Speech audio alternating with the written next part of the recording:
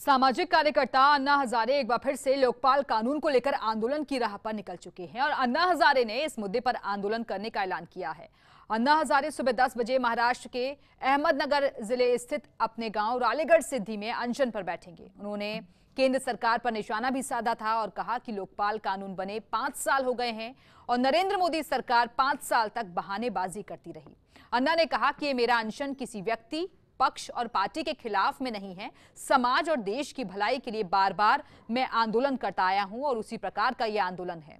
दरअसल 2011-12 में अन्ना हजारे के नेतृत्व में दिल्ली के रामलीला मैदान में तत्कालीन यूपीए सरकार के खिलाफ बड़ा आंदोलन हुआ था। वहीं उस आंदोलन में शामिल रहे कई चेहरे अब सियासत में आ चुके हैं। अरविंद केजरीवाल दिल्ली के मुख्यमंत्री बन चुके हैं और किरण बेदी पुडुचेरी की राज्यपाल नियुक्त हो चुकी हैं।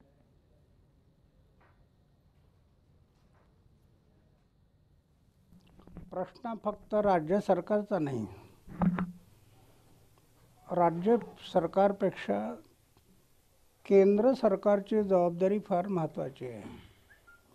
राज्य सरकारकडे तर फक्त लोक आयुक्त आहे, पण लोक आयुक्ताला सुद्धा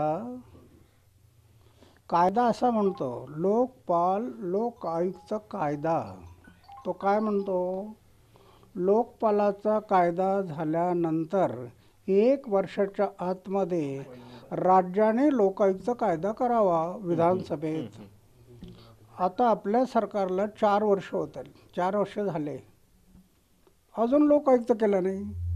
आणि सुरुवातीला सत्तेवर येण्याच्या आधी मुख्यमंत्री म्हणत होते, आम्ही सत्तेवर आलो तर आपल्या कल्पनेतला कायदा आपण करू, असं म्हणाले होते। आणि 4 वर्ष झाले।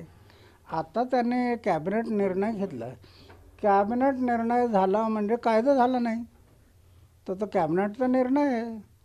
आता ज्यावेळेला संसदेत जाईल, विधानसभेत, आणि विधानसभेमध्ये बहुमताने पास होईल, त्यावेळेला राज्यपालांची सही झाल्यानंतर कायदा झाला।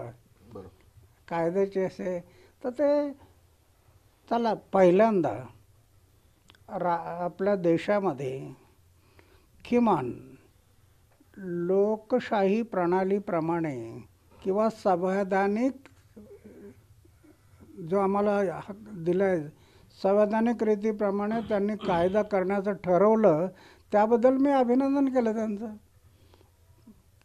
सरकारचं, की देशात पहिलं राज्य असं की ते निर्णय घेते की संवैधानिक पद्धतीने आम्ही जनतेला अधिकार देऊ आणि लोकपालाला अधिकार देऊ।